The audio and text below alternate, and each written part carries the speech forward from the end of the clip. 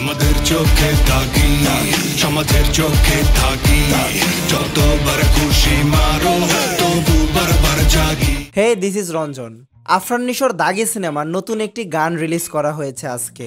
এই গানটা হচ্ছে দাগির টাইটেল ট্র্যাক এবং বলতেই হবে এই গানটি অসাধারণ ছিল।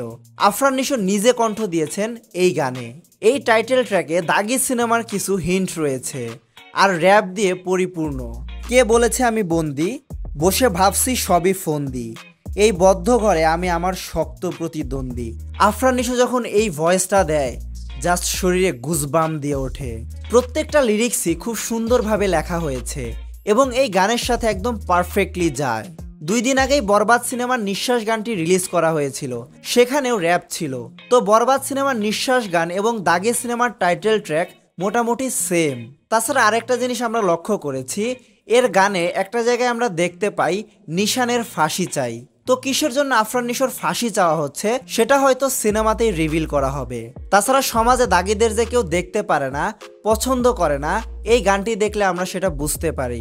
দাগির গল্পতে যে প্রতিবাদ থাকতে যাচ্ছে এই গানটা তার উদাহরণ। অন্যায়ের বিরুদ্ধে সাহস যোগাবে এই টাইটেল ট্র্যাক। তাছাড়া সিনেমার মধ্যে যখন এই গানটি বাজবে দর্শকের মাঝে এক অন্যরকম উত্তেজনা কাজ করবে। এই গানের কতগুলো সিনে আফরান নিশোকে দেখা যায় গুলি হাতে ব্যাগ নিয়ে, আর আফরান নিশোর কয়েদি নাম্বার 786।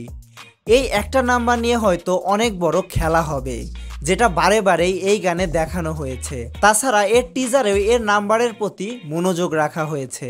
দাগি সিনেমায় তমা মির্জা হয়তো আফরান নিশোকে ফাঁসিয়ে কোনোভাবে জেলে পাঠিয়ে দিবে। তো ওভারঅল দাগি সিনেমার টাইটেল ট্র্যাকটি অসাম ছিল, দেখতে এবং শুনতে খুব ভালো লেগেছে। তো দাগি সিনেমার টাইটেল ট্র্যাক আপনাদের কেমন লাগলো কমেন্টে জানাতে পারেন। রিভিউ বাইয়ের সম্পূর্ণ ভিডিওটি দেখার জন্য ধন্যবাদ।